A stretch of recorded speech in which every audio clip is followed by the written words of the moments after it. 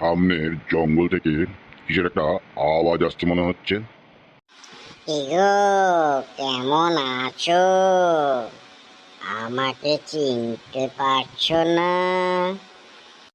কি করে চিনবো কে তুমি? আর এরকম ভাবে আমাকে ভয় দেখানোরই বা কারণ কি? অত আমি ভয় পাওয়ার পাত্র না, বুঝেছ? আমাকে অত সহজে ভয় দেখানো যাবে না। আমি তো তোমাকে ভয় দেখাতে আসিনি। আমি সুন্দরী গো, সুন্দরী।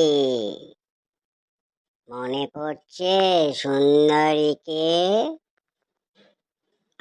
আজ থেকে 30 বছর আগে চলে গিয়ে যাও। এইবার মনে করো তো। অবশ্য তুমি আমাকে এখন চিনতে পারবে কি করে? আমি তো সেই আগের 30 বছরের সুন্দরী নেই। আজ আমি হাড় কঙ্কাল। তাই দেখে চেনা যায়? দেখো তো মনে করে, আমরা কত ঘুরেছি, কত বেরিয়েছি, দুজনে মিলে কত সুখ দুঃখের কথা বলেছি। মনে পড়ছে?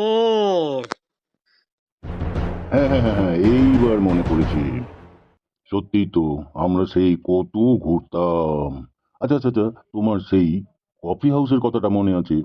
আমরা কফি হাউসে দুজনে মিলে যেতাম, কত গল্প করতাম। আচ্ছা, সেই মান্নাদের গানের কথাটা মনে আছে? কফি হাউসের সেই আড্ডাটা যার নেই আর নেই।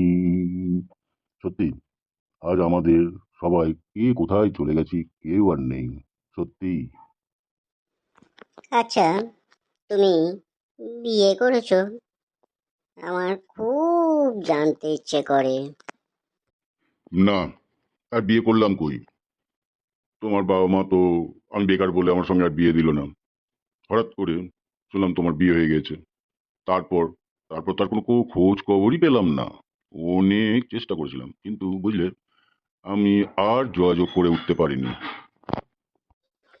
হঠাৎ করে দূরে, অনেক দূরের এক গ্রামে আমার বিয়ে হয়ে গেল। সেখানে তো আর আমার মন টিকলো না। খালি দুশ্চিন্তার দুশ্চিন্তা। হঠাৎ করে বুঝলেন, এলো বিশাল আকারে বন্যা। সে যে কি বন্যা, আর তোমাকে বলে বোঝাতে পারবো না। গ্রামে ঘর বাড়ি, মানুষজন, গরু, পশু সব ভাসিয়ে নিয়ে গেল। আমিও সেই বন্যায় কোথায় ভেসে গেলাম। আর কেউ আর তার খোঁজ পেল না। তারপর তারপর তো আমি চলে এলাম এই প্রেত লোকে। যাক, অনেক দিন পর তোমার সঙ্গে দেখা হলো। আমার খুব আনন্দ হচ্ছে। এই জন্মে তো আর আমাদের মিল হলো না, যদি পরের জন্মে হয়।